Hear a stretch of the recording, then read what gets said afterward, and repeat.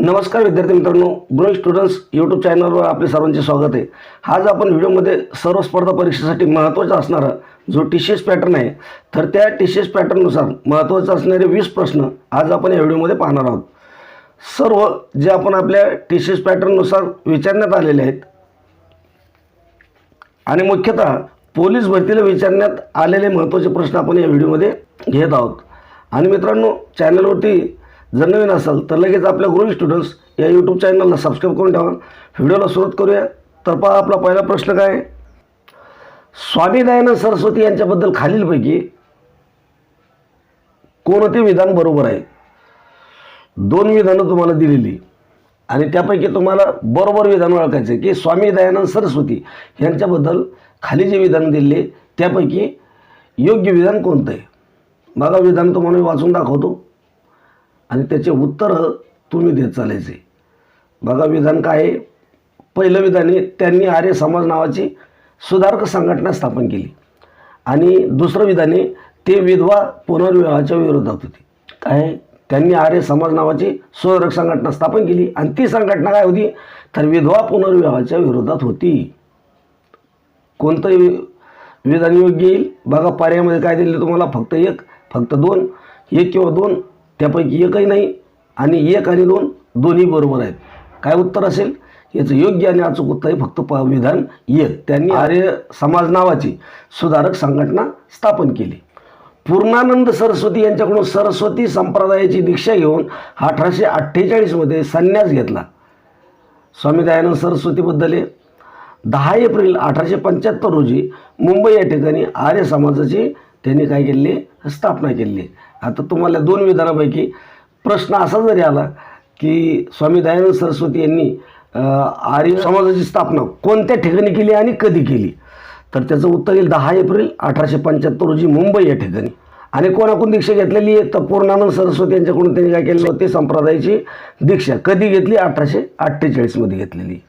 पुढचा प्रश्न आपण बघूया। विद्यार्थी मित्रांनो, बघा, आपल्याकडे पोलीस भरती 2025 या पदासाठी लागणारे महत्त्वपूर्ण 1,500 प्रश्नाचा समूह विथ आन्सर की अशी महत्त्वपूर्ण PDF आहे। या PDF मध्ये तुम्हाला मराठी व्याकरण, रिजनिंग, अंकगणित, इतिहास, भूगोल, चालू घडामोडी, GK वरील प्रश्न हे महत्त्वपूर्ण प्रश्न त्यामध्ये आहेत। ज्यांना कोणाला हे महत्त्वपूर्ण प्रश्नाची PDF पाहिजे असेल तर 88 69 0102 या मोबाईल क्रमांकावर फक्त 49 रुपये फोनपे किंवा गुगल पे करायचं आहे। व्हॉट्सअपला त्याचा स्क्रीनशॉट पाठवायचा आहे। तुम्हाला लगेच व्हॉट्सअपवर हे महत्त्वपूर्ण प्रश्नाचे PDF पाठवले जातील। याचा फायदा येणाऱ्या भरती परीक्षेमध्ये 100% तुम्हाला नक्कीच होणार आहे। भोलाई या कविता संग्रहाच्या कवयित्री कोण आहेत? काय? भोलाई या कविता संग्रहाच्या कवयित्री कोण आहेत? बघा, निरिजा, त्यानंतर हिरा बनसोडे, त्यानंतर कल्पना दुधाळ आणि प्रतिमा इंगरुळे। काय योग्य उत्तर असेल? याचं योग्य आणि अचूक उत्तर आहे बघा पर्याय नंबर 4 हे या प्रश्नाचं योग्य आणि अचूक उत्तर आहे। आता बघा, या 4 ज्या कवयित्री यांचे काव्यसंग्रह काय काय आहे त्याबद्दल आपण थोडीशी माहिती तुम्हाला दिली। बघा, कविता इंगरुळे त्यांचं साहित्य काय आहे? भुलाई आहे, सोगरणीचा खोपा आहे, गडी आहे आणि वडाचे झाड आहे। लक्षात असू द्या, असे प्रश्नसुद्धा प्रश्नपत्रिकेमध्ये हमखास टाकले जातात। त्यानंतर हिरा बनसोडे यांचं साहित्य काय काय आहे? निकाय सुगावा, युगवाणी आणि फिर्याद हे यांचे कविता संग्रह आहे। त्यानंतर ज्या कल्पना दुधाळे यांचा आहे धग असतेच आसपास हा महत्त्वाचा कविता संग्रह आहे आणि हा बऱ्याच परीक्षेमध्ये विचारलेला आहे। त्यानंतर निरिजा यांचे वेण्णा वल हरवलेली माती। नोट डाऊन करत चला, महत्त्वाचे प्रश्न आहेत। पुढचा प्रश्न आपण बघूया। पुढचा प्रश्न बघण्या अगोदर विद्यार्थी मित्रांनो, मी एक रिक्वेस्ट करतो की अजूनपर्यंत तुम्ही जर आपल्या ग्रो स्टुडंट्स या यूट्यूब चॅनलला सबस्क्राईब केलं नसेल तर किंवा आपल्या चॅनलवर पहिल्यांदाच आले असाल तर नक्कीच सबस्क्राईब करून घ्या, जेणेकरून येणाऱ्या व्हिडिओची अपडेट तुम्हाला लगेच आपल्या चॅनलच्या माध्यमातून भेटून जाईल। त्यासाठी बेल आयकॉनला सिलेक्ट करून ठेवा। व्हिडिओ आवडला तर त्याला लाईक नक्की करत चला। काही प्रश्न असतील तर आपल्या दोस्त मित्रांमध्ये शेअर करत चला। आणि जर 1,500 प्रश्नाची PDF तुम्हाला पाहिजे असेल तर आपल्या दिलेल्या फोन नंबरवर. महत्त्वाचे प्रश्न आहे, नोट्स आहेत, येणाऱ्या परीक्षेमध्ये त्यापासून तुम्हाला नक्की फायदा होईल. आणि तुमचा स्क्रीनशॉट मला मिळताच लगेच PDF तुम्हाला पाठवली जाईल. बघा प्रश्न काय आहे, मूलभूत कर्तव्याची संकल्पना डायडॅशकडून घेण्यात आली आहे. मूलभूत कर्तव्याची संकल्पना कोणाकडून घेण्यात आली आहे असं तुम्हाला प्रश्न आहे.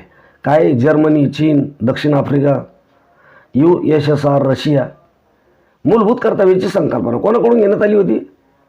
योग्य आणि अचूक उत्तर येईल पर्याय नंबर 4, USSR, रशिया याच्याकडून घेण्यात आलेली. बघा त्याबद्दल आपण थोडीशी माहिती बघूया. मूलभूत कर्तव्य काय? भाग 4A ते कलम 51A मध्ये काय आहे? मूलभूत कर्तव्य तुम्हाला दिलेले. त्यानंतर घटना दुरुस्ती 42वी ही कधी झालेली? मी मागच्या प्रश्नामध्ये सुद्धा याच्याबद्दल तुम्हाला सांगितलं आहे की 1976 मध्ये कोणाच्या कालावधीमध्ये 42वी घटना दुरुस्ती झालेली. तिची समिती होती बघा. त्या समितीला काय म्हटलं जातं तर सरदार सुवर्णसिंग समिती. भारतीय राज्यघटनेतील मूलभूत कर्तव्य मग कोणाकडून घेतलेले तर तत्कालीन सोव्हिएत रशिया या देशाच्या राज्यघटनेकडून घेण्यात आलेली आहे. म्हणजे आपल्या प्रश्नाचं उत्तर हेच आहे. पुढचा प्रश्न आपण बघूया.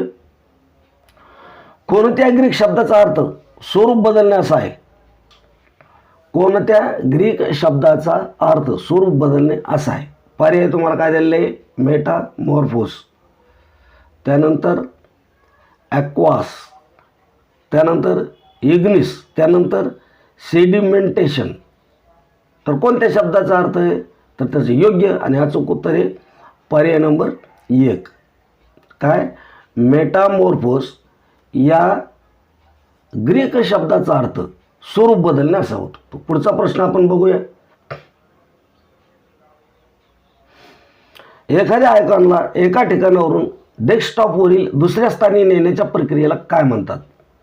एखाद्या आयकॉनला एका ठिकाणावरून डेस्कटॉपवरील दुसऱ्या स्थानी नेण्याच्या प्रक्रियेला काय म्हटलं जातं? बघा पर्यायामध्ये काय दिलेलं आहे?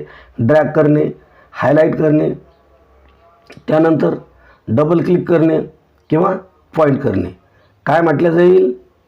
एखाद्या आयकॉनला एका ठिकाणावरून डेस्कटॉपवरील दुसऱ्या स्थानी नेण्याच्या प्रक्रियेला काय म्हणतात? पर्याय नंबर 1, ड्रॅग करणे असं आपण म्हणू त्याला. एखाद्या आयकॉनला एका ठिकाणावरून डेस्कटॉपवरील दुसऱ्या स्थानी नेण्याच्या प्रक्रियेला ड्रॅग करणे असं आपण म्हणतो. पर्याय नंबर 1 या प्रश्नाचं योग्य आणि अचूक उत्तर येईल. बघा हायलाईट करणे म्हणजे काय तर एखाद्या महत्त्वाच्या गोष्टीकडे लक्ष वेधण्यासाठी किंवा त्यावर जोर देण्यासाठी त्याला आपण हायलाईट करतो. डबल क्लिक करणे म्हणजे फाईल, प्रोग्राम किंवा फंक्शन निवडण्यासाठी संगणकाचे माऊस बटन दोनदा क्लिक करणे म्हणजे त्याला काय करणे म्हणतो आपण? डबल क्लिक करणे म्हणतो. हिमालयीन पर्वतीय प्रदेशात 3600 मीटरपेक्षा जास्त उंचीवर कोणत्या प्रकारची वनस्पती आढळते? हिमालयीन पर्वतीय प्रदेशात किती मीटरपेक्षा जास्त उंचीवर तर 3600 मीटरपेक्षा जास्त उंचीवर कोणत्या प्रकारची वनस्पती आढळते? बघा पर्यायामध्ये काय दिलेली तुम्हाला? उष्णकटिबंधीय वर्षावने, त्यानंतर खारफुटीची जंगले, त्यानंतर पानझडीची जंगले किंवा अल्पाईन गवताळ जमीन. तर काय आढळतं? योग्य उत्तर राहील पर्याय नंबर 4, अल्पाईन गवताळ जमीन. आता मग उष्णकटिबंधीय वर्षावने कुठे आढळतात किंवा खारफुटीची जंगले कुठे आढळतात किंवा पानझडीवने कुठे, हे सर्व तुम्हाला माहिती असणं गरजेचं आहे. बघा आपण यावर थोडासा प्रकाश टाकू. 3600 मीटरपेक्षा अधिक उंचीवर आढळतात अल्पाईन गवताळ जमीन. ही वने हिमरेषेपर्यंत सर्वत्र आढळतात आणि ही सदाहरित, सूचीपर्णी, रुंदपर्णी या सर्व वृक्षाचे संमिश्रण असते. पुढचा प्रश्न आपण बघूया. खालीलपैकी कोणत्या वनस्पतीच्या कळ्या आणि फुले यांना पचन समस्या दूर करण्यासाठी वापरले जाते? वनस्पती विचारली तुम्हाला. कोणत्या वनस्पतीच्या कळ्या आणि मुळे हे काय पचन समस्या दूर करण्यासाठी वापरली जाते? बघा पर्यायामध्ये काय दिले तुम्हाला? बाभळ दिलेली आहे, त्यानंतर अर्जुन वृक्ष दिलेला आहे, सर्पगंधा दिलेला आहे आणि कांचन दिले. तर यापैकी योग्य उत्तर तुम्हाला निवडायचे. 4 पर्याय तुमच्या समोर आहे, प्रश्न तुमच्या समोर आहे, प्रश्नाची उत्तरं देत चालायची. काय? कोणत्या वनस्पतीची कळ्या आणि मुळं हे पचन समस्या दूर करण्यासाठी वापरली जाते? तर त्याचे योग्य उत्तर आहे पर्याय नंबर 4, कांचन या वनस्पतीची हे कळ्या आणि मुळे ही पचन समस्या दूर करण्यासाठी वापरले जातात. कांचन भारतात उगवणारी एक आयुर्वेदिक औषधी वनस्पती आहे. या वनस्पतीच्या कळ्या आणि मुळे यांचा वापर पचन समस्या दूर करण्यासाठी केला जातो. हे उत्तम प्रकारचे अँटीऑक्सिडंट आणि कर्करोग विरोधी क्रियाकल्पासाठी वापरतात. पुढचा प्रश्न आपण बघूया. सप्टेंबर 2022मध्ये तेलंगणाने सुरू केलेल्या पेन्शन योजनेचे नाव काय आहे? सप्टेंबर 2022मध्ये तेलंगणा या राज्याने काय केले? पेन्शन योजना सुरू केली. तर तिचं नाव काय आहे? बघा, उम्मीद आहे, मदत आहे, आसरा आहे, मुख्यमंत्री पेन्शन योजना. काय असेल योग्य आणि अचूक उत्तर? असेल बघा पर्याय नंबर 3 आसरा. याबद्दल आपण थोडीशी माहिती घेऊ. बघा, आसरा पेन्शन योजना तेलंगणा सरकारने सप्टेंबर 2022मध्ये सुरू केली होती. तर या आसरा पेन्शन योजनेचा समाजातील सर्व सुरक्षित घटकांना म्हणजेच कोणाकोणाला विशेषतः वृद्ध आणि अशक्त, त्यानंतर HIV एड्स ग्रस्त व्यक्तींना किंवा अपंग आणि वाढत्या वयाबरोबर त्यांच्या उपजीविकेचे साधन गमावलेल्या लोकांचे संरक्षण म्हणून ही योजना काय केली? तेलंगणा सरकारने चालू केलेली. आता या योजनेमध्ये लाभार्थींना किती पेन्शन मिळते? तर बघा, एड्सग्रस्तांना मिळते 500 ते 1,500 रुपये. आणि जे इतर आहेत, कोणचे जे वृद्ध आहे किंवा अशक्त आहे किंवा वाढत्या वयाबरोबर त्यांच्या उपजीविकेचे साधन त्यांच्याकडे नाही आहे, त्यांना 200 ते 1,000 रुपयापर्यंत ही पेन्शन मिळते. पुढचा प्रश्न आपण बघूया. तर विद्यार्थी मित्रांनो, आजच्या व्हिडिओमध्ये आपण याच ठिकाणी थांबणार आहोत. व्हिडिओ जर आवडला असेल मित्रांनो तर हा व्हिडिओ लाईक करायला विसरू नका. आपण अशा प्रकारचे दुसरे पण व्हिडिओ घेऊन येणारच आहोत. तुम्हाला व्हिडिओ चांगला वाटला असेल, चांगला आवडला असेल तर याला चांगले प्रतिसाद द्या. त्यानंतर जर प्रतिसाद चांगला भेटला तर आपण पुढील महत्त्वाच्या संदर्भात दुसरी इम्पॉर्टंट सिरीज पण घेऊन येणार आहोत. जर तुमचा प्रतिसाद याला चांगला भेटला तर महत्त्वाचे प्रश्न आहेत जे कोणी बंधू भगिनी पोलीस भरती 2025 साठी अर्ज भरलेला आहे त्यांनी व्हिडिओ पूर्ण पहा. खूप महत्त्वाचे प्रश्न आहेत. व्हिडिओ आवडला असेल लाईक पण करा, चॅनलला सबस्क्राईब पण करा. जे लोक फॉर्म भरणार असतील त्यांना पण व्हिडिओ शेअर करत चला. असेच व्हिडिओ आपण अपडेट करत राहू. चॅनलला तुम्ही अपडेट करत जा, चॅनलवर येत राहा, चॅनलचे व्हिडिओ पाहत राहा. भेटूया दुसऱ्या महत्त्वाच्या व्हिडिओमध्ये.